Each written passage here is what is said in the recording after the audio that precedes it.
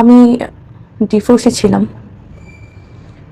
আমার সাথে তার পরিচয় হয় একটা অ্যাপে বা সামাজিক যোগাযোগ মাধ্যমে। এক পর্যায়ে তার আমাকে ভালো লাগে, আমারও তাকে ভালো লাগে। সে আমাকে বলেছিল যে তার একটু আর্থিক সমস্যা আছে, একটু কষ্ট করে চলতে হবে। ঠিক আছে, সমস্যা নেই, আমি অভাবের ভিতরে বড় হয়েছি, আমি সার্ভাইভ করতে পারবো। তো তাকে ওইভাবে বিয়ে করা। বিয়ে করার প্রথম 1 মাস এমন অবস্থা গেছে আমাদের, আমরা 2 দিন আসলে ঠিক মতো খেতে পারিনি। খাবারের কষ্ট? হ্যাঁ, খাবারের কষ্ট, জামা কাপড়ের কষ্ট, ঠিক মতো বাসা ভাড়াটা বেয়ার করতে পারিনি। সব দিক থেকেই এক প্রকার কষ্ট গেছে। তখন আর কিছু উপায় না পেয়ে আমি যেহেতু ইন্টার কমপ্লিট, সেহেতু আমি যেহেতু মার্কেটিং এক্সপার্ট ছিলাম আগে, আমি চাকরি খোঁজার জন্য বের হই। সেও টুকটাক চেষ্টা করে কিন্তু অতটা না। তার একটাই বক্তব্য ছিল, সে কিছুই পারে না, সে কি করবে, সে ইট ভাঙতে তার কষ্ট হয়, সে রিক্সা চালাতে তার মান সম্মান লাগে, সে কিছুই করবে না। আমি তাকে কোনো প্রেশার দিই না। আমি একটা মার্কেটিং এ ছোটখাটো জব অ্যারেঞ্জ করার পরে মোটামুটি একটা পজিশনে আসি। বিয়ের পর? বিয়ের পরে, হ্যাঁ, আমি একটা জব অ্যারেঞ্জ করি। সে তখন কিছুই করতো আপনাদের না। বিয়ের সময় কি আপনাদের পরিবার ছিল সাথে? না, বিয়ের সময় পরিবার ছিল না। মানে দুই পরিবারের মতের বাইরে গিয়ে বিয়ে করা? হ্যাঁ, মতের বাহিরে বলতে তার মাকে সে বলেছিল, তার মা ডেনাই করেছিল বিকজ অফ আমি ডিভোর্সি, এর জন্য তার মা রাজি হননি। আর আপনার ও আমাকে ঘরে বসে মারার পরে হাত বাঁধার পরে চুল ধরে টানতে টানতে এক রুম থেকে আরেক রুমে নিয়ে বারান্দা থেকে ডোর খুলে টানতে টানতে ছাদ পর্যন্ত নিয়ে আমার ড্রেস খুলে ছাদে বসে ও আমার সাথে খারাপ কাজ করে। তখন আমার গলায় পাড়া দিয়ে ধরে, আমাকে দিয়ে বিভিন্ন পেজে বা বিভিন্ন অ্যাপে লাইভ করাতো। আমি লাইভে গিয়ে ছেলেদেরকে বলতেছি যেখানে video service available, please inbox me. এটা আর কি। মানে তোমাকে দিয়ে উন্মুক্ত ভিডিও দেখানোর? তো আমাকে ওকে টাকা দিয়েছে আমি জানি না। তো সে টাকা পেয়ে আমাকে বলতেছে, দেখো অমুক জায়গায় অমুক নাম্বার আছে, ওই নাম্বারে তুমি এত মিনিট দাও। তখন আমি ডিনাই করি যে আমি দিব না। তখন ও আমাকে কিছু গালি দিয়ে বলে, তুই দিবি না কেন, তুই দিবি, তুই ওটা 5 মিনিট দিবি, বুঝোস না? কথাটা ঠিক এরকম ছিল লাইনটা। একজন আমাকে একটা অ্যামাউন্টের কথা বলেছে, বা ও যে অ্যামাউন্ট নির্ধারণ করেছে তার থেকে আমি একটু কম বলেছিলাম বিধায় সে আমাকে বলতেছে আমি তোর দাম উপরে উঠাইছি, তোর দাম নিচে নামাইতেছি। এভাবে আমরা সৎ উপায়ে বেশি দিন না বাঁচতে পারবো না। আমাদেরকে বড় হতে হলে একটু অসৎ উপায় অবলম্বন করতে হবে। আমাকে তখন এই কাজটা অফার করে। কি কাজ? দেহ ব্যবসার কাজ অফার করে, সে ডিরেক্টলি অফার করে। কি বলছে? হ্যাঁ, তখন আমাকে সে ডিরেক্টলি অফার করে, দেখো এভাবে হলে প্রতিদিন আমরা 10,000 টাকা আর্ন করতে পারবো, ইনকাম হবে প্রতিদিন 10,000 টাকা। মরে যাওয়াটা না এত সহজ না। তো একটা পর্যায়ে আমি তাকে বলেছি, ঠিক আছে আমি রাজি, তবে আমাকে একটু খেতে দাও। এবং আপনি ওই লোকটার জন্য কাঁদতেছেন এখন। আপনি এটাকে ভালোবাসা বলবেন? যে হাজবেন্ড পাশের রুমে বসে নিজের ওয়াইফকে জোর করে আরেকটা লোকের সাথে শোয়াচ্ছে, একটা না অসংখ্য মানুষের সঙ্গে দেহ ব্যবসা করাচ্ছে, আপনি তার জন্য কাঁদতেছেন।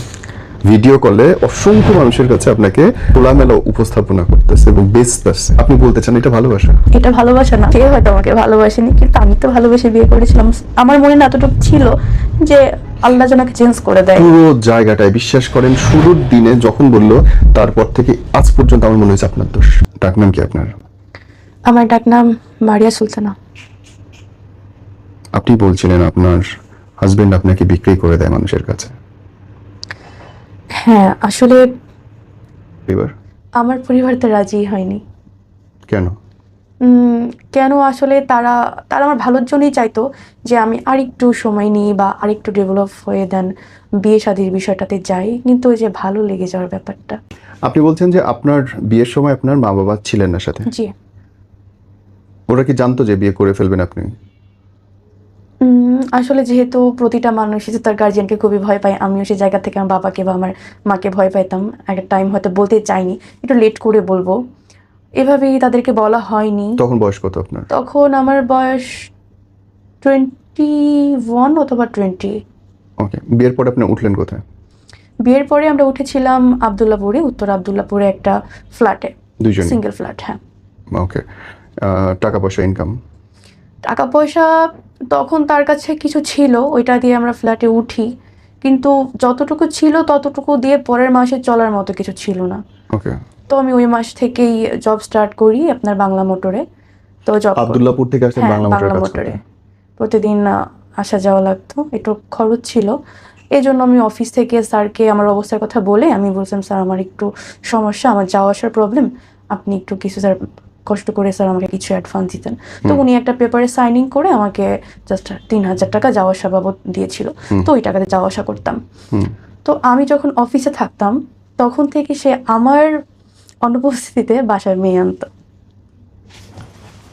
কতদিনের মধ্যে এই ঘটনা? এটা ফার্স্ট অফিস যেদিন শুরু করি তার 3 দিন পর থেকে। মানে বিয়ের 1 মাসের মাথায়? জি। কেন?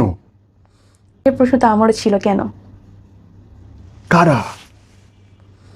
আসলে প্রথম আমি ভাবতাম হয়তো ও বোধহয় কারোর সাথে রিলেশনশিপে আছে, হয়তো ওই জায়গা থেকে। দেখি না, বিভিন্ন টাইম বিভিন্ন মেয়ে আসতেছে। আর যে সিকিউরিটি ছিল তাকে বলতো যে আমার বোন। তো সিকিউরিটি বলতো যে আপু আপনার কয়টা বোন, আসলে কয়টা বোন আপনার? আমি বললাম আমার তো কোনো বোন এখানে আসবে না। আমি তখন সিকিউরিটিকে বলিনি। কেন বলিনি? কারণ আমার ফ্যামিলি পারিবারিক বিষয়টা বাইরের কেউ জানবে, এটা আমি তখন চাইনি। তো আমি সিকিউরিটিকে ধরা দিতাম না যে হ্যাঁ আমার বোন আছে। তো আমি তাকে ধরি একদিন যে কি আসলে কিভাবে, মানে আপনি কি কোনোদিন দেখছেন নাকি সিকিউরিটি? না, আমি তো সিকিউরিটি দেখেছি, আমি কিভাবে দেখবো? বিকজ অফ আমি তো সকাল 8টায় বের হই আর বাসায় আসতে বাজে আপনার 8টা 8:30। তো আমি কিভাবে দেখবো এটা? আপনি যখন ঢুকতেছেন তখন সিকিউরিটি আপনাকে বলতেছে মানুষ আসছে। সে আমাকে বাসে উঠাই দেওয়ার পরে ওই সাইড থেকে মেয়ে নিয়ে আসে। হ্যাঁ, মেয়েরা আবার ওর থেকে টাকা পয়সাও চাই। তো ফার্স্টে যখন আমি এটা বুঝতে পারি যে ও একটা মেয়েকে বাসায় আনতেছে বা এনেছে, তখন আমি তাকে ধরি। সে আমাকে বলে, ওই যে সিকিউরিটি বলেছিল যে আপনার আসলে কয়টা বোন। আর আরেকটা ক্লু পেয়েছিলাম হচ্ছে ওকে একজন হোয়াটসঅ্যাপে মেসেজ করেছিল যে আমার এতটা টাকা লাগবে। কখন? তখন আমি বলি টাকার জন্য আমি চাকরি করতেছি, 2 বেলা খাইতে পারতেছি না। আমি তখন ফিল্ডে জব করতাম, তো আমার হেঁটে হেঁটে জব করতে হতো। তো দুপুরে আমি খেতে পারতাম না। আমি চিন্তা করতাম আমি এখন খেলে রাতে কি খাবো, এরকম। তো টাকার জন্য খেতে পারতেছি না, তুমি টাকা দিচ্ছ মানুষকে কিভাবে? পরে বলে অনেক পুরনো ফ্রেন্ড বিপদে পড়ে গেছে, চাচ্ছে। তো তখন থেকে আমার সন্দেহ শুরু হয় যে আসলে মেয়ে মানুষ বিবাহিত ছেলের ফ্রেন্ড হয়, ঠিক আছে, কিন্তু এ কেমন ফ্রেন্ড? তুমি করে বলতেছে। আবার কিছু শব্দ, মানে স্নেহময় আদরময় শব্দ যেমন আমরা বলে থাকি, শব্দ উচ্চারণ করতেছে। আমি তাকে ডিরেক্টলি ফোন দিয়ে জিজ্ঞেস করি যে আসলে আপনি কে? পরে সে আমাকে বলে আমি তার ওয়াইফ। ওয়েট, মানে আপনি ওয়াইফ, আপনি যে ফোন করলেন তারে, সে বলতেছে সে ওয়াইফ। এখন আমি তো আমার পায়ের তলে থেকে মাটি সরে গেছে যে আমি তার ওয়াইফ, সে আবার ওয়াইফ, মানে ওয়াইফ কয়জন? আমি বললাম আসলে কি আপনি তার বিবাহিত স্ত্রী? পরে সে বলে যে না এখনো বিয়ে করিনি, কিন্তু বিয়ে করব। বললাম বিয়ে করব তাই ওয়াইফ বলতেছেন? পরে বলতেছে যে ও কি বিবাহিত? বললাম হ্যাঁ, ও বিয়ে করেছে, 1 মাস হচ্ছে। তো পরে বলে এটা তো আমি জানতাম না। তো তার সাথে কথা বললাম, এক পর্যায়ে জানতে পারি সে আমার বাসায় 1 বার না 52 বার এসেছে। তাদের ভিতরে অনেক কোয়ালিটি টাইমও ছিল। তো অনেকবারই সে বাসায় এসেছে। সে বলেছে যে এটা তার বন্ধুর বাসা, তার বন্ধুর ওয়াইফ আর বন্ধুর হাজবেন্ড চাকরি করে, সেখানে তারা টাইম স্পেন্ড করতেছে।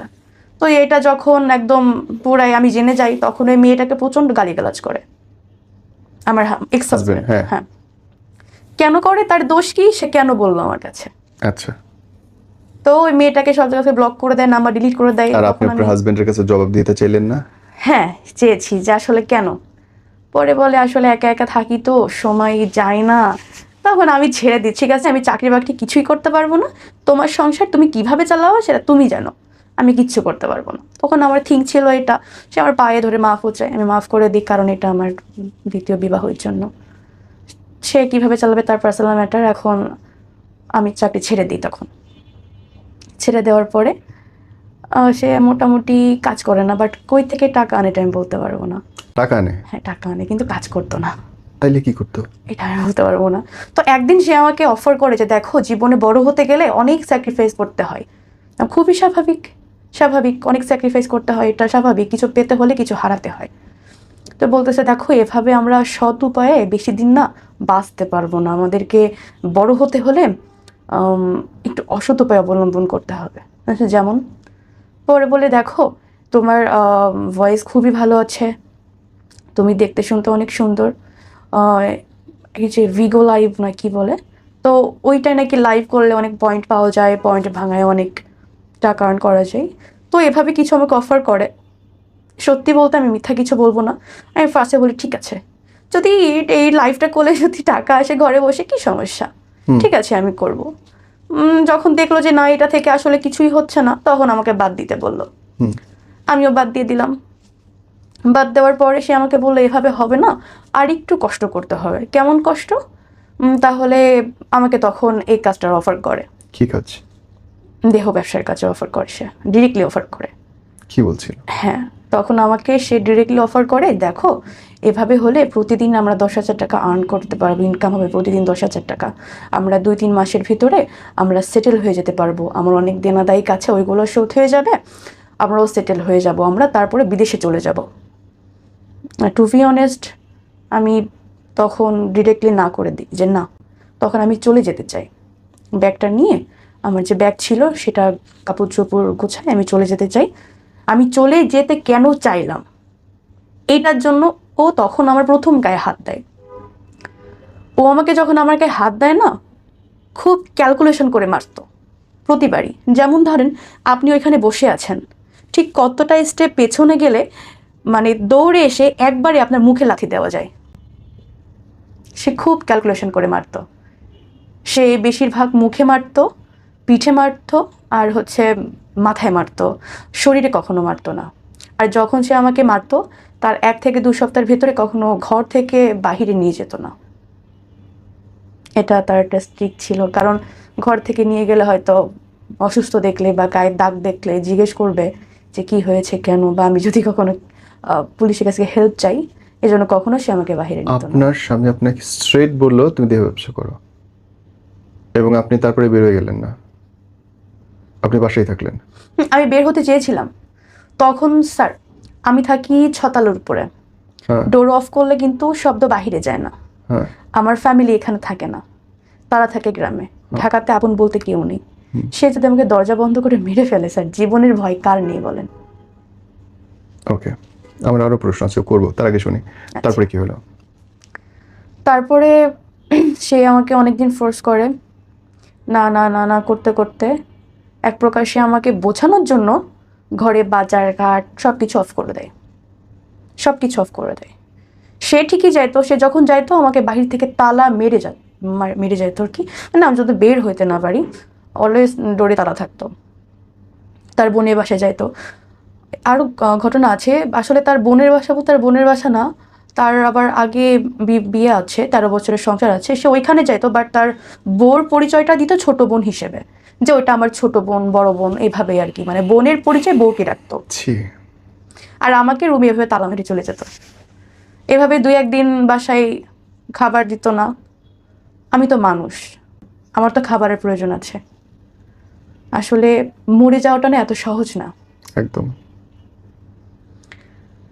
তো একটা পর্যায়ে আমি তাকে বলি যে ঠিক আছে আমি রাজি, তবে আমাকে একটু খেতে দাও। আমি আমি অনেক খাই না, আমার আসলে কথা বলতে পারতেছি না। আমি তখন আমার পুরো হাইপার শুরু হয়ে গেছে, যে কাঁপাকাঁপি শুরু হয়ে গেছে খিদায়। তখন সে আমাকে বললো যে ঠিক আছে, আমি আমার বোনের কাছ থেকে রান্না করছে, আমি ভাত নিয়ে আসতেছি। তো এইভাবে ও, যখন আমরা আবদুল্লাপুরে ছিলাম তখন ও লোক আনতো। আপনি আমাকে প্রথম দিনটা বলেন।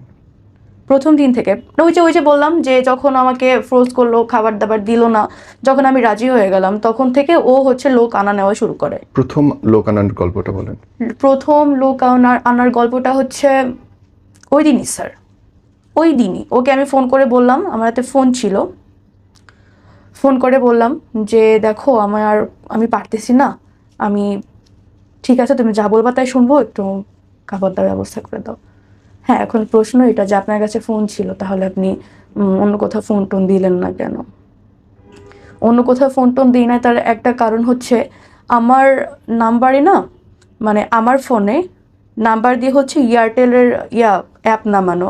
আমি কার সাথে কথা বলতেছি, কয়টা নাগাদ কথা বলতেছি, বা কাকে কাকে ফোন দিচ্ছি, সব কিছু ওর কাছে থাকতো। হোয়াটসঅ্যাপ ওর কাছে ছিল লিঙ্ক আপ করা, আমার ইমো ছিল ওর কাছে লিঙ্ক আপ করা, মেসেঞ্জার নেওয়া ছিল, স্ন্যাপচ্যাট নেওয়া ছিল, সব কিছুই ওর কাছে।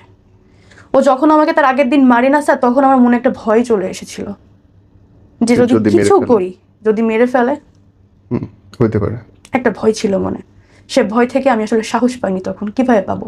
আমাকে সাপোর্ট দেওয়ার মতো কেউ ছিল না। কার কাছে বলবো? ফ্যামিলির কাছে বলবো? ফ্যামিলি তো এই কথা শুনে নিজে স্ট্রোক করে মরে যাবে। আমার মা আমার বাবা দুজনে হার্টের রুগী। বলিনি ভয়ে। সেদিন ও আসার সময় লোক নিয়ে আসে, সেদিনই লোক নিয়ে আসে, দেন ফার্স্ট যেটা হয়, টাইম ছিল 1 ঘন্টা, 1 ঘন্টা 5 মিনিট একটু বেশি হয়েছিল, 1 ঘন্টা থেকে 5 মিনিট। 5 মিনিট বেশি কেন হলো, এর জন্য সে আমাকে আবার মারে। সে আমাকে শুধু মারে না, গরম পানি করছিল,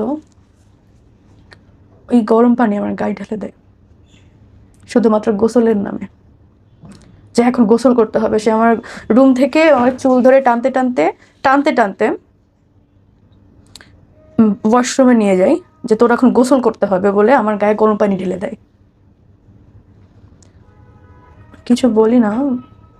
ওই সময় ও আল্লাহর ছিল উপরে। কোথায়? ওই 1 ঘন্টা ও ছিল কোথায়? রুমে ছিল। ও 1 ঘন্টা এরকম একটা রুম, এই রুমে লোক আনতো, পাশে ও বসে থাকতো, কারণ বসে না থাকলে সবাই তো বলবে যে লোক ঢুকায় সে চলে যাচ্ছে বাহিরে, তারা কি করে না করে মনে সন্দেহ করবে না, এই জন্য সে কখনো বাইরে যাইতো না। সে রান্নাঘরে একটা স্পেস ছিল, সেখানে সবসময় বসে থাকতো, অথবা এই যে রুমের পাশে বসে থাকতো আর শুনতো আমি কি বলতেছি, আমি রিপোর্ট করতেছি কিনা বা কারো হেল্প চাচ্ছি কিনা। যদি কখনো শুনতো না আমি একটা শব্দ করছি, তাহলে সে আমাকে সেদিন মারতো। অথবা যদি খুব বেশি কথা বলতেছি, সে নক করে আমাকে ডেকে বলতো কি বলতেছিলি। তো এই ভয়তে আমি কখনো কাউকে কিছু বলতে পারতাম না। একটা মানুষ ঘুরে যদি আরেকবার না আসতো, সেজন্য আমাকে মারতো। আমি কেন তাকে কনভিন্স করতে পারলাম না। এভাবে চলছে জানুয়ারি, ফেব্রুয়ারি, মার্চ, এপ্রিল পর্যন্ত চলছে। এপ্রিলের পরে আমি সুযোগ পাই, পালিয়ে যাই। প্রত্যেকটা দিন মানুষ আসতেছে। এইভাবে টোটালি ও আমার থেকে এই পর্যন্ত 3 লাখ টাকা নিছে এইভাবে। আপনাকে বিক্রি করে। তো আমি একটা সুযোগে পালাই যাই বাসা থেকে। পালাই গিয়ে আমি চলে যাই। যখন পালাই যাই তখন ও আমাকে অনেক ফোন দেয় দিয়ে কান্নাকাটি করে, আমি ভুল করে ফেলেছি, আসলে আমি বুঝতে পারিনি, এই সেই অনেক রকম। মানে ও এতভাবে আপনাকে মানে ম্যানিপুলেট করবে যে আপনি বাধ্য হবেন যে আসলে হয়তো ভুল করে ফেলেছে ছেলেটা, হয়তো সে অনুতপ্ত। ঠিক আছে, আমি একটা পর্যায়ে সে আমার পিছনে 1-2 দিন না, প্রায় 3-4 দিন সে প্রচুর কান্নাকাটি করছে, খাওয়া দাওয়া ছেড়ে দিছে। সে কোরআন শরীফে হাত রেখে বলছে যে দেখো আমি ভুল করে ফেলেছি, প্রয়োজনে আমি তোমাকে রাজমিস্ত্রি যোগান দিয়ে ভাত খাওয়াবো, তারপর আমি তোমাকে দিয়ে কাজের কোনো দিন করাবো না, আমার অনেকবার ভুল হয়ে গেছে। যেহেতু সেকেন্ড ম্যারেজ, আমি তাকে সুযোগ দিয়ে আবার ঠিক আছে। সে ওইখান থেকে বাসা চেঞ্জ করার পরে আমি বলি ঠিক আছে, তোমার কিছু করা লাগবে না, তুমি এটা কাজ করো, খুলনা চলে আসো। আমি এখানে যেহেতু এনআরবি ব্যাংকে মার্কেটিংয়ে জব করতাম, তো আমি মার্কেটিং বা জব করে তোমাকে খাওয়াবো। বলো ঠিক আছে। সে খুলনা চলে আসে। খুলনা চলে আসার পরে কিছুদিন জব করি। একদিন করে হুট করে বলতেছে যে তোমার জব করার প্রয়োজন নেই, আমি একটা জব দেখছি, তুমি বাসায় থাকো, আমি জব করব। ঠিক আছে, ভালো কথা। এইভাবে হচ্ছে কিছু মেয়ের সাথে বোধহয় ওর কথাবার্তা ছিল, তো ও হচ্ছে মেয়েদের দিয়ে এখন শুরু করে। তখন আর আমাকে দিয়ে শুরু করে না, মেয়েদের দিয়ে শুরু করে। তো খুলনা থাকাকালীন কয়েকটা মাস আমাদের খুবই ভালো কাটছে। আমি জব করেছি, সে বাসায় ছিল, তাকে কিছু করতে দেইনি। হ্যাঁ, দেই নাই, সত্যি বলতে আমি কিছুই করতে দেই নাই, যে ঠিক আছে তোমার কিছু করার লাগবে না, তুমি থাকো। খুলনা যেহেতু আমার জন্মস্থান, সেহেতু আমি অনেকটা ভালো চিনি, সেহেতু এখানে আমার ক্ষতি করতে পারবে না, এতটুকু বিশ্বাস আমার ছিল। আর আমার একটা কি ছিল স্যার, যে মানুষ বিপদে পড়েছে, হাজবেন্ড বিপদে পড়েছে, টাকা নাই, আজকে হয়তো সে খারাপ আছে, কালকে ভালো হলেও হতে পারে। আল্লাহকে কখন হেদায়েত দেয় আসলে কেউ বলতে পারে না। আমি চাচ্ছিলাম যে এতটুকু বুঝুক যে আমি ওর জন্য কষ্ট করতেছি বা আমি ওকে ভালোবাসি। আমি চাকরি করলাম আর ওর জন্য চাকরি খুঁজতে লাগলাম, যেহেতু ও কষ্টের কোনো কাজ করতে পারে না। আমি চাচ্ছিলাম যে একটা ভালো কোনো রিসেপশনিস্ট বা টি বয় এরকম কিছু একটা জব, যেখানে ও রুমের ভিতর থেকে করতে পারবে। কারণ আমি যে ফিল্ডে কাজ করি, আমার এক মার্কেট থেকে আরেক মার্কেট বা এক অফিস থেকে আরেক যেতে হয় অফিসে, সেহেতু এত কষ্টের কাজ আমি চাচ্ছিলাম না ওকে দিতে। তো খুলনায় ভালো ছিলাম, তখন ভালো বিহেভ করেছে। তারপরে সে হুট করে বলে যে আমার একটা চাকরি হয়ে গেছে। তখন তো আমি খুশি যে আলহামদুলিল্লাহ, আল্লাহ মুখ তুলে তাকাইছে। তো সে আমাকে কক্সবাজার নিয়ে যায়, বললো কক্সবাজারে একটা 5 স্টার হোটেলের ম্যানেজার হিসেবে আমার চাকরি হয়ে গেছে। তখন একটু সন্দেহ লাগে মনে যে হোটেলের ম্যানেজার। আমি বললাম থাকতেই পারে, খুবই স্বাভাবিক, যেহেতু এই সেপ্টেম্বর এপ্রিলে পালাইছি, April March April May June July August September না আগস্টে সেই কথাটা বলার পরে আমি যেহেতু 4 মাসে অনেক ভালো ছিল বা আমরা ভালো ছিলাম, ভেবেছিলাম হয়তো মানুষ চেঞ্জ হয়ে গেছে।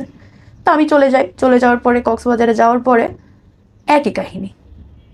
তবে এবার হয়তো সে লোক আনা নেওয়াটা করতো না, সে আমাকে দিয়ে বিভিন্ন পেজে বা বিভিন্ন অ্যাপে লাইভ করাতো। কিরকম লাইভটা হচ্ছে এরকম, আপনি একটা প্রোডাক্ট সেল করতেছেন, প্রোডাক্টটার কোয়ালিটি কি বা প্রোডাক্টটা কি দিতে পারবেন, ওরকম একটা লাইভ, কিন্তু টপিকসটা চেঞ্জ। কিরকম এই যে ধরেন আমি কাউকে বলতেছি প্লিজ ইনবক্স মি এটা সেটা, এগুলো এরকম একটা লাইভ, মানে একটা ব্র্যান্ড প্রমোশন যেরকম করে ঠিক ওরকমই, টপিক্সটা ডিফারেন্ট, টপিক্সটা 18+। আমি একেবারেই জানি না, একেবারেই বুঝি না, ওকে স্পষ্ট করে বলো। স্যার এই লাইভটা ছিল এরকম যে আমি লাইভে গিয়ে ছেলেদেরকে বলতেছি যে এখানে video service available, please inbox me, okay okay, এটা আর কি। মানে তোমাকে দিয়ে উন্মুক্ত ভিডিও দেখানোর, লাইভ করতে বলতেছে। উন্মুক্ত বলতে যখন আমাকে কক্সবাজার নিয়ে আসে তখন আমাকে আবারও একই জিনিস জোরাজোরি করে, মারধর করে, সেম। তখন আমি বলি যে ঠিক আছে আমি রাজি, কিন্তু একটা শর্ত, আমি আমার মুখ দেখাতে পারবো না। তখন সে বলে যে ঠিক আছে আমার টাকা হলেই হচ্ছে, কিন্তু যদি এটাতে টাকা না আসে তোমাকে মুখ দেখাতেই হবে। বললাম ঠিক আছে। তখন ওই যে বলেছিল যে যদি এটাতে টাকা না আসে তাহলে তোমাকে মুখ দেখাতে হবে। তখন আমাদের থিঙ্ক কাজ করছে এটা, যে এটা যদি আসলে না হয় তাহলে তো আমি ফ্যামিলিতে বা সব জায়গায় অনেক লাঞ্ছিত হয়ে যাব। তো এই জায়গা থেকে আমার নিজের কাছে মনে হয়েছিল যে পালানো না অবধি বা এখান থেকে সরতে পারতেছি এমন একটা পরিস্থিতি না হওয়া অবধি আমার ওর সাথে তাল দিয়ে চলতে হবে। কারণ স্যার প্রতিদিন তো আসলে মার খাওয়া যায় না, আমি তো একটা মানুষ। দেন ওর কথাই শুরু করার পরে মনে করেন কাউকে যদি 5 মিনিট দেওয়ার কথা থাকে সেখানে 1 মিনিট যদি বেশি হয়, ওই 1 মিনিট কেন বেশি হলো এর জন্য মারধর করবে। এরকম হয়েছে তখন যে আমাকে সে বলতেছে সাজগোজ করো। তখন স্যার আমার অনেক জ্বর, পিরিয়ড সেশন চলতেছে। তখন আমি বলি যে দেখো আমার শরীরটা ভালো লাগছে না, আমি আজকে পারবো না, আজকে বাদ দাও। সে বলে যে পারবো না বললে তো হবে না, পারতে হবে, অনেক দেনাদায়ী কাছে করতে হবে। আমি তখন বলি, আমি একটু জোরেই বলি যে আমি পারবো না, আমি করতে আমি আর পারতেছি না। তখন আমি সাজলাম না কেন এটার জন্য আমাকে আবার মারছে স্যার। ওর মারার যদি আপনি কাহিনীটা শুনেন, ও আমাকে ঘরে বসে মারার পরে হাত বাঁধার পরে চুল ধরে টানতে টানতে এক রুম থেকে আর এক রুমে নিয়ে বারান্দা থেকে ডোর খুলে টানতে টানতে ছাদ পর্যন্ত নিয়ে আমার ড্রেস খুলে ছাদে বসে ও আমার সাথে খারাপ কাজ করে।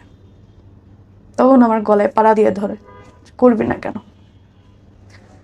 এটা যখন হয় না স্যার, তখন আমার মনে হয়েছিল কি ওর ভিতরের মনুষ্যত্বটা না নষ্ট হয়ে গেছে।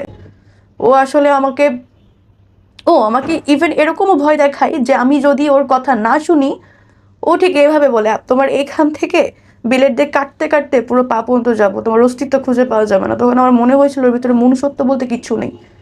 তখন আমি নিজের ভিতরে থিঙ্ক রাখি আমাকে অ্যাট এনি কস্ট এখান থেকে পালাতেই হবে।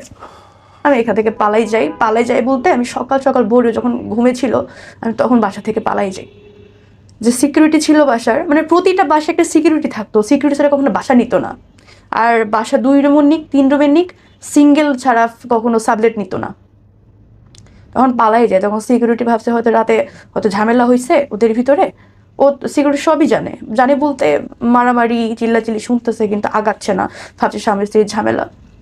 তো আমি পালাই যাই। সিকিউরিটি খবর দেয় যে ভাবি তো মনে হয় রাগ করে পালাই যাচ্ছে, আপনি ভাবিকে ঠেকান। ও তো আর জানে না এগুলা। তখন ও আমাকে কলাতলি থেকে চুল ধরে সজোরে ঘুষি মারতে মারতে বাসায় নিয়ে আসছে। ওইখান থেকে মনে করেন আমার বাসা হেঁটে গেলে 10 মিনিট, ওই 10 মিনিট ধরে আমাকে একটা কথা বলতেছে আর ঘুষি মারতেছে। মানুষ দেখতেছে কিন্তু কেউ কিছু বলতেছে না। তখন পালাতে পারিনি, তখন ধরা পড়ে যায়। আর যখন ধরা পড়ে যায় তখন তো আমাকে বেশি চোখে রাখতো। তখন আর কোথাও যেতে যেত না, একা মানে সবসময় ডোরে ভিতর থেকে তালা মারা থাকতো এরকম। আমি যে বাসায় কথাটা বলবো যে একটু কেউ এসে আমাকে নিয়ে যাও, বা তোমরা কেউ বেড়াতে আসবে, অ্যাটলিস্ট বেড়াতে আসলে তো একটা মনের ভিতরে আসান লাগবে যে কোনো কোনো টাইমে বলতে পারবো যে আমাকে এখান থেকে নিয়ে যাও। কাকে বলবো? আম্মুকে বলবো। আম্মু আসলো, ও যে আম্মুকে বেড়ে ফেলবে না গ্যারান্টি কি আছে? ওর ভিতরে তো মনুষ্যত্ব নেই। ভয়ে ছিলাম যে কাকে বলবো, পুলিশ কল করব, পুলিশ আসতে আসতে তোমাকে মেরে ফেলে। তখন আমি আসলে এতটা ভয়ে ছিলাম, আমি বলতে পারিনি। এভাবে তখন আমার একটা থিং ছিল মাথায় যে এভাবে আসলে হবে না, ওর থেকে পালাতে হলে ওর সাথে কি মিশতে হবে, তারপরে পালাতে হবে। সেম আমি ওর সাথে মিশে যাই, ও যা বলে তাই শুনি, যেভাবে বলে সেভাবে শুনি। ইভেন ওকে খুব ভালো ভালো রান্না করে খাওয়াই। আর একটা বিষয় কি স্যার, একটু মাঝখানে বলি এটা, এই যে বিয়ের কয়েকটা বছরে না ও আমার সাথে এত কিছু করেছে, আমি তখনও পর্যন্ত ওকে না আমি কখনো হাত দিয়ে নিজের হাতে খেতে দিইনি। আমার না মনে হতো যে আমি যে নিজের হাতে খেতে দিচ্ছি না বা ওকে এত ভালোবাসা দিচ্ছি, ও অন্তত এই ভালোবাসার জন্য চেঞ্জ হয়ে যাক। যে ওকে একটা মেয়ে এত ভালোবাসতেছে, ওকে তো আমি আমার জীবন যৌবন টাকা পয়সা সব কিছুই দিচ্ছি, ও চেঞ্জ হয়ে যাক, অন্তত এটার জন্য চেঞ্জ হয়ে যাক যে মেয়েটা আমাকে ভালোবাসে। চেঞ্জ হয়নি। আমি ওইখান থেকে সুযোগ বুঝে আবার পালাই যাই। আবার পালাই যাওয়ার পরে কয়েকটা দিন যাই, যেহেতু ডিভোর্স দেওয়াটা এত সহজ না, ডিভোর্সে একটা সময় লাগে বা টাকার ব্যাপার স্যাপার আছে। আমার হাত ফাঁকা ছিল, তখন কোনো রকমে ঢাকায় আসি। এসে একটা পোস্ট করি যে আমার আর্জেন্ট থাকার জায়গা প্রয়োজন, আমি একটা মেয়ে মানুষ বিপদে পড়ে এসেছি, যদি কোনো হৃদয়বান ব্যক্তি থাকে না আমাকে একটু থাকার জায়গায় সাহায্য করবেন, হোস্টেল বা কোনো একটা ম্যাস হলে খুবই ভালো হয়। হয়তো আমি আপনাদেরকে ভাড়া এখন দিতে পারবো না, আমাকে একটু সময় দিতে হবে, স্যালারি পেলে দিয়ে দিব এমন কিছু। তো একজন নক করে বলে যে আমার এখানকার রুম আছে, বেড আছে, মেয়েরা থাকে, আপনি থাকতে পারেন। আপনি কোথায় জব করেন? আমি বললাম স্যার আমি এখানে জব করি না, কিন্তু খুঁজতেছি। বললো ঠিক আছে, আমার এখানে ভ্যাকেন্সি আছে, আপনি আমার এখানে ঢুকে পড়েন মার্কেটিংয়ে, আর আপনি আমার এখানেই থাকেন। তো এভাবে জয়েনিং করার পরে সে আমাকে বললো যে আপনি 6 মান্থের ভিতরে জব ছাড়তে পারবেন না, আর আপনার রিয়েল সার্টিফিকেট দিতে হবে। তখন আমার বললাম যে স্যার না, তাহলে প্রয়োজন নেই, কারণ 6 মান্থ আসলে আমি ঢাকায় স্টে করব কি করব না এটা তো আমি জানি না। আর রিয়েল সার্টিফিকেট বলতে আমি 6 মান্থের ভিতরে জব ছেড়ে দিলে সে আমার সার্টিফিকেট দিবে না। তো এভাবে আমি যাই নাই চুক্তিতে, আমি জবটা ছেড়ে দিয়ে আরেকটা জব খুঁজি। এর ভিতরে সে অনেক কান্নাকাটি দিতে চাই। এক্স হাজব্যান্ড এরকম ফ্যামিলি থেকে বারবার ফোন আসে, ওরা তো আর জানে না এগুলা।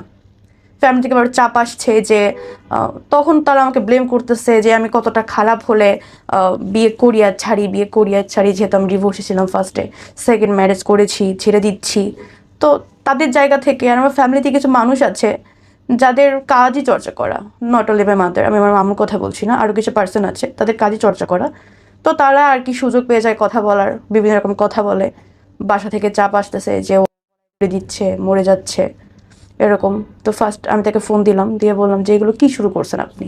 আপনার সাথে হয় না, আমি তো আপনার কোনো ক্ষতি করিনি, আমি তোকে এখান থেকে বের হয়ে থানায় যাইনি, তাহলে আপনি এগুলো কেন শুরু করতেছেন? পরে বলে যে আমি ভুল করে ফেলছি, আবারও আমি এরকম আর ভুল করব না, তুমি দরকার পড়ে স্ট্যাম্প করে নাও, আমি এরকম ভুল আর করবো না, তুমি যদি আমাকে ফিরিয়ে ধরে দিব।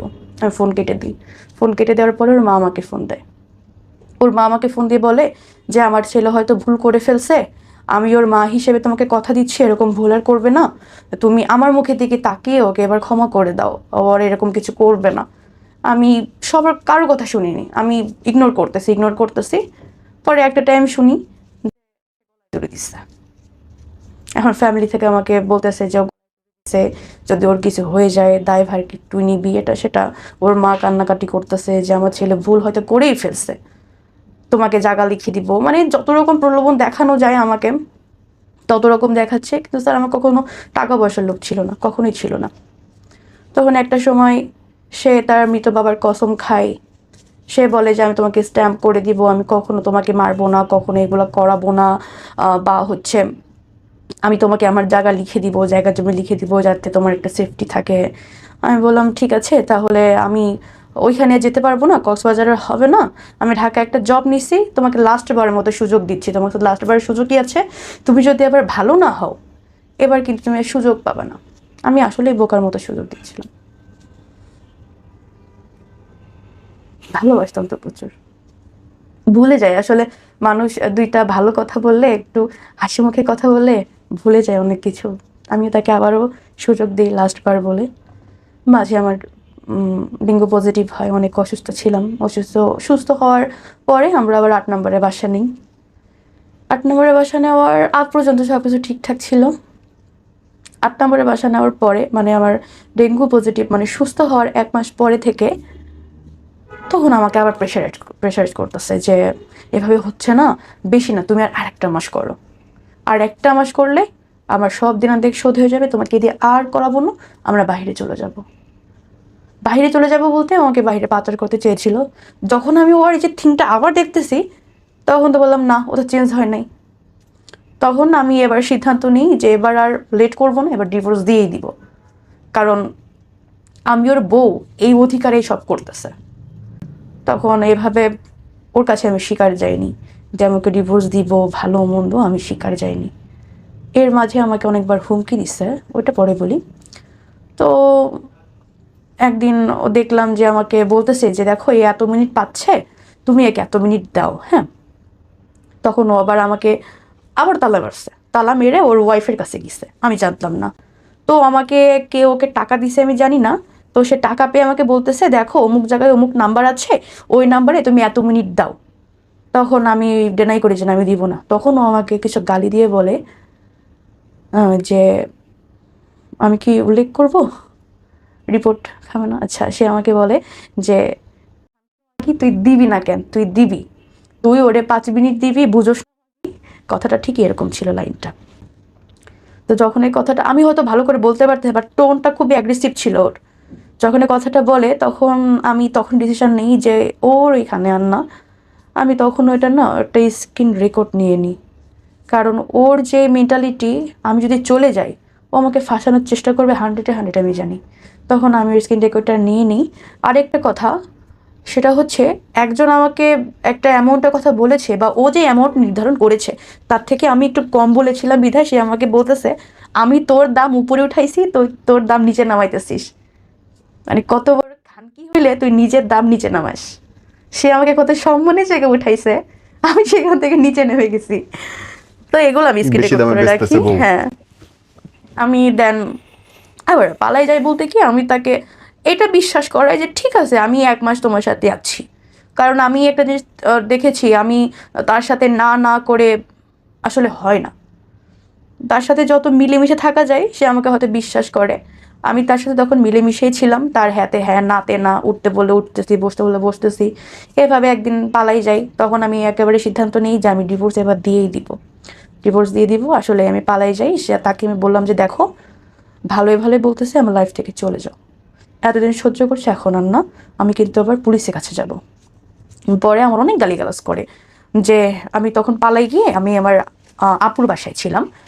তো সে আমাকে বলে আমি নাকি কার সাথে পালাই গেছি, কার সাথে রাত কাটাইছি, এটা সেটা, আমি খারাপ, হ্যান ত্যান অনেক কথা বলে। আমি তখন তাকে বলি যে দেখো তুমি আমার লাইফ থেকে সরে যাও, না হলে কিন্তু আমি পুলিশ কেস করতে বাধ্য হব। তখন সে বলে ঠিক আছে আমি তো লাইফ থেকে সরে যাব, এমনি তোরে দেওয়ার কাজ হচ্ছে না, হ্যাঁ এমনিও তোকে দেওয়ার কাজ হচ্ছে না, তুই একটু মোটা হয়ে গেছিস, কালো হয়ে গেছিস, এখন তোরে কেউ কিনতেছে না, তোরে দিয়ে এমনিতে আমার হবে না, আমার ব্যাংকের কার্ড আমার তোর কাছে আছে, তুই আসে খালি কার্ডটা দিয়ে যা, হাউস বিল্ডিং, দেন আমি চলে যাব। আমি বললাম শিওর? ওরা বলে হ্যাঁ শিওর। আমি ওরকম আমি কোনো বাসায় যাব না, চিপায় যাব না, ওর বাই রোডে ওর ব্যাংকের কার্ডটা দিয়ে আমার হিসাব ছিল আমি চলে যাওয়ার মতো। সেম কাজ আমি তাকে তার ব্যাংকের কার্ডটা দিই, দিয়ে মানে সে ওইখানে আমি এখানে, সে আমাকে চোখ দিয়ে ইশারা করতেছে, মানে সে আমাকে পাইলে আজকে খেয়ে ফেলবে। যখন আমি তার যে মুডটা দেখি তখন আমি আবার পিছিয়ে ব্যাক, যে না আমি ওই সামনে যাব না। তখন ওকে দৌড়ে এসে ধরছে, ধরে বলে যে আমার ব্যাগে কার্ড দে, এভাবে এই কার্ড দে, কার্ড দে। আমি কার্ডটা দিলাম ওকে, দেওয়ার পরে আমি একটা রিক্সাওয়ালাকে ডাকি, যাই মামা দাঁড়াও, রিক্সাতে উঠি। ও পিছন থেকে লাফ দিয়ে রিক্সাতে উঠে আমাকে সজোরে এই জায়গাটা দিয়ে আমার এইখানে 2-3টা এভাবে কেন দিয়ে হচ্ছে হিট করে। হিট করার ফলে আমার এই জায়গা থেকে কথা বের হইতেছে না। তো যখন আমাকে হিট করে তখন আমার একটা জোর ছিল যে আমি পাবলিক প্লেসে আছি, এখন তো আমাকে এভাবে মারতে পারবে না। তখন আমাকে রিক্সা থেকে ধাক্কা দিই।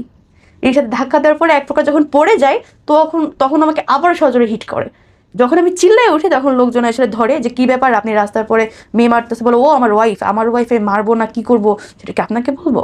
পরে আমি সবাইকে বলি যে ভাই ও আমাকে দিয়ে এরকম অনেকবার মারধর করে, আমাকে বাসায় আটকে রাখে, ভাই আমি বাসায় যাবো না, আপনারা কিছু করেন। হাউস বিল্ডিংয়ে খুব একটা মানুষ জড়ো হয়ে যায়। জড়ো হয়ে যাওয়ার পরে তখন ওরা সবাই ধরে যে ভাই আপনি তো মেয়ের এভাবে আটকায় মারতেছেন, মেয়ে তো স্বীকার করতেছে, বলে ভাই না হাজবেন্ড ওয়াইফে ঝামেলা ভাই মিটমাট হয়ে যাবে, আমি দেখে নিচ্ছি ভাই। তখন আমাকে লোকের কাছে বলে যে আমি কি তোমাকে সবসময় মারি, আমি তো তুমি অন্যায় করলে মারি, আচ্ছা ঠিক আছে মারবো না, বাসায় চলো। আমি বলি যে ভাই আপনি তো দেখেন আমি বাসায় যাবো না, ও বাসায় গেলে ভাই এটার জন্য আবার মারে বাসায় যাবো না। পরে সবাই বলতেছে যে ভাই আপু আপনার হাজবেন্ড ওয়াইফের ঝামেলা আপনারা বাসায় গিয়ে মিটান, স্বাভাবিক বলবে। তো আমি বললাম স্যার আমি বাসায় যাবো না। তো এইভাবে বাসায় যাবো না করে ডানে গেলে সে ডানে যাচ্ছে, বায়ে গেলে বায়ে যাচ্ছে, সে আমাকে ছাড়বেই না। বেশ ভালো কথা, এই যে ও আমাকে রাস্তার পরে মারধর করছে এই কথাটা আমার ফ্যামিলি পর্যন্ত যায়। তখন আমার ফ্যামিলি থেকে বাবা মা ফোন দিয়ে তাকে ওয়ার্নিং দেয় যে আমার মেয়ে কিন্তু আগের সংসার ছেড়ে আসছে শুধুমাত্র এই মারধরের জন্য, তাই না? তুমি যদি এভাবে মারধর করো তাহলে বিষয়টা কেমন হয়ে যায় না, তুমি নেক্সট টাইম কখনো আমার মেয়ের গায়ে হাত দিও না। তখন ফার্স্ট টাইম ফ্যামিলির কাছে একটা রিপোর্ট যায় সে আমাকে মারছে। তো ফ্যামিলি তো আমাকে বোঝাই যে যেহেতু সেকেন্ড ম্যারেজ তুমি একটু কষ্ট করে থাকার চেষ্টা করো, বিয়ে তো মানুষের বারবার হয় না, মেয়ে মানুষ তুমি একটু কষ্ট করে থাকার চেষ্টা করো। তো আমার মনে তো অন্য কিছু চলতো না, আমি তো জানি আমার সাথে কি হচ্ছে। তখন সে বললো যে ঠিক আছে তোমাকে আমি মারবো না, তোমাকে দিয়ে আমি এগুলোও করাবো না, চলো আমরা বাহিরে চলে যাই। আমি তো জানি ওর মনে কি চলে, আমি বললাম ঠিক আছে যাব। সে তাকে আমি সেদিন, বিশ্বাস করেন ভাই আমার মনের ভিতরে এটাই ছিল যে আমি ওদিনই পালাই যাব। তাকে যত রকম ভালো বিহেভ করা যায় সেদিন আমি তাকে অনেক পদে রান্না করে খাওয়াইছি, সেদিন আমি তাকে নিজে গোসল করাই দিছি, সেদিন আমি তাকে নিজে রেডি করাই দিছি, সেদিন আমি মানে এত যত্ন করছি ভাই। ওই যে কথায় আছে না, মানুষ যখন শেষ বিদায় হয়, শেষ বিদায় হওয়ার আগে মানুষকে যে সাজসজ্জাটা দেয় না, আমার মনে ছিল এটা আমি আজকে সেটাই করতেছি। ইভেন সে যখন চলে যাবে ভাই আমি তাকে মানে সে ট্যুরে যাবে, সে ট্যুরের জন্য রেডি হচ্ছে, সে ট্যুরে যাবে 2-3 দিনের জন্য, এই জন্য আমি তাকে অনেক রান্না বান্না করে দিচ্ছি, তাকে এটাও অফার করছি যে অনেক দূর তো যাবা, সাথে করে গেছে নিয়ে যাও, খাবা কি বাইরের খাবার খাওয়া ভালো না। তা আমি তাকে সেদিন জড়ায় ধরে ভাই অনেক কান্না করছি। কেন কান্না করছি ভাই, ও তো আমার সাথে খারাপ করেছে কিন্তু আমি তো এরকম ভালোবাসিনি ভাই। আমি তো ভালোবেসে বিয়ে করেছিলাম, এই একটা বছরে কখনো ওকে নিজের হাতে খাইতে পর্যন্ত দিই নাই। নিজের জানে ভাই আমি একটা ডিম একটা দুধ কখনো দেই না, প্রতিদিন হাফ কেজি করে দুধ রাখতো ভাই, একবার দুপুরে একবার রাতে, ডিম একটা দুপুরে একবার রাতে, নিজে কখনো নিজের পরনে একটা দিইনি।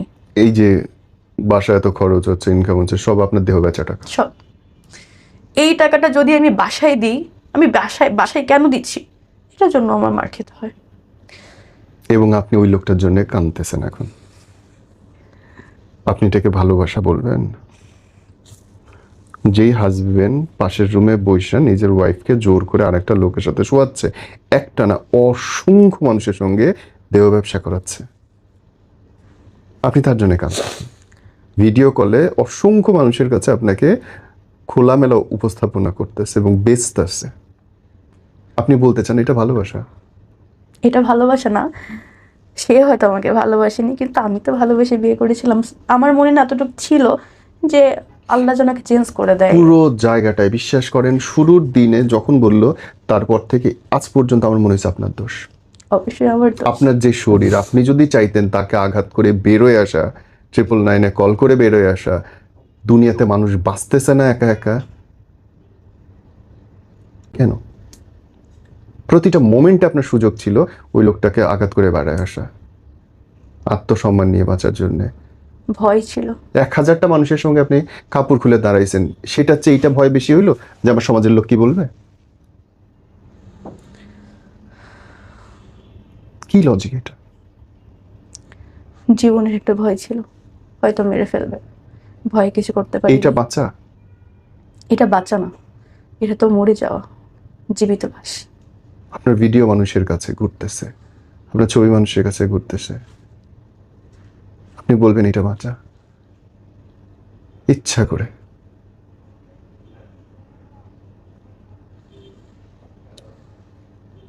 আপনি ওকে সুযোগ দিয়েছেন আপনার উপর অত্যাচার করার। আসলে আমি এই সুযোগটা দিয়েছিলাম। তো এবং আপনি আরো 10 জনের ক্ষতি করছেন, ও আরো 10 জনের ক্ষেত্রে একই কাজ করবে। যতদিন ধরা না পড়বে, আপনি কেস না করবেন, এগুলো প্রমাণ না হবে, ততদিন সেম ঘটনা করতে থাকবে। ওর প্রথম টার্গেট হচ্ছে ডিভোর্সি বিধবা মেয়েগুলো, প্রথম টার্গেট। স্বাভাবিক। তারপরে আমি তাকে ডিভোর্স দিয়ে দিই।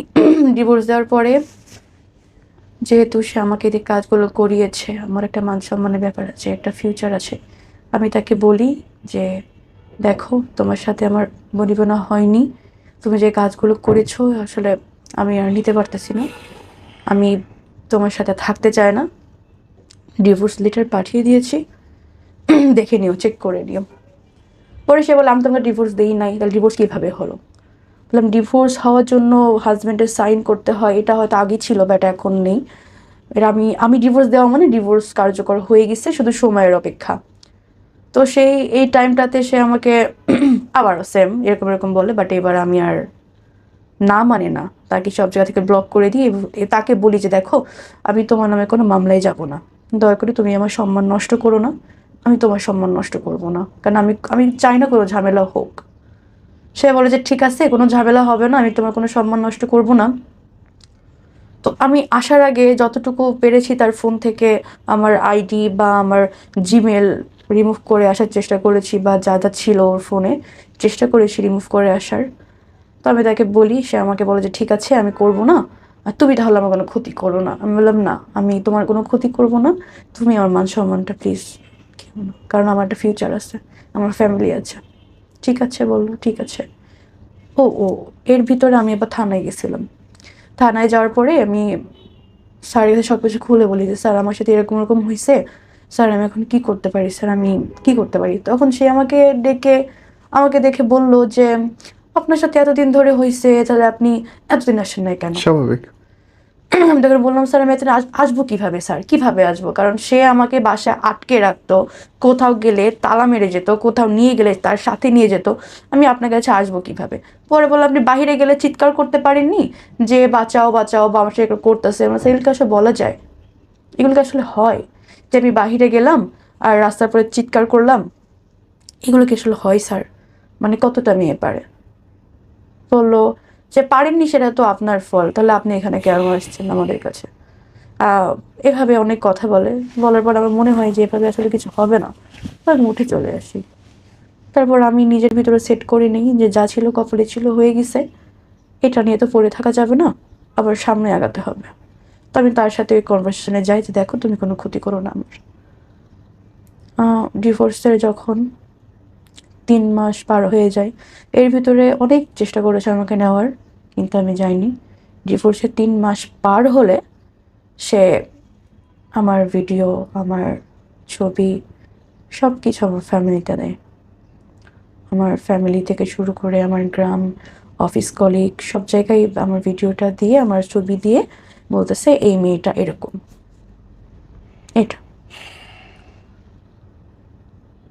এটা বলার পরে আমার ফ্যামিলি থেকে আমাকে তো প্রেশারাইজ করতেছে যে এটা কেন, কিভাবে। আর বললাম না ফার্স্টে কিছু মেম্বার আছে যারা হচ্ছে তাদের কাজই চর্চা করা, তারা তো সুযোগ তাদের জন্য। এর মাঝে আবার যখন আমার ডিভোর্স হয়ে যায়, তখন আমি তার বড় বোনের নাম সেভ করা আছে একটা নাম্বারে, আমি ফোন দিয়ে বলি দেখেন আপনার ভাইয়ের ডিভোর্স হয়ে গেছে, আপনার ভাইয়ের মতন বিরক্ত না করে একটু কষ্ট করে তাকে বলে দিন। বলে আপু আমি তোর বোন না, আমি তোর ওয়াইফ, আমাদের 13 বছরের সংসার আছে, আমাদের 3টা বাচ্চা আছে। তখন ওর সাথে ওই যে আমার যে ফোন আলাপটা হয়, যে ওর মানে আমার এক্স হাজবেন্ড ওর নিজের ওয়াইফকে দিয়েও 13 বছরের সংসার, ওদের 3 বাচ্চার মা, সেম কাজ করার চেষ্টা করেছে, সেম কাজ। ইভেন সে করে নাই বিধায় তাকে অনেক মারধর করছে, তার সাথে থাকে না, তার খরচ বহন করে না এই জন্য। কিন্তু করছে ওই মহিলা করেনি, বিকজ অফ ওই মহিলার 2টা বাচ্চা আছে। তো ওই মহিলা করে নাই এবং মরে যায় নাই, কিন্তু বুঝতে পারছেন পার্থক্যটা আপনারা? ওর একটা জোর ছিল ভাই, 2টা বাচ্চা আছে, গ্রামে দুর্বলতা হিসেবে দেখতে পারেন। এটা চয়েস, আমি ভয় পেয়ে গেছিলাম আসলে, মেরে ফেলবে।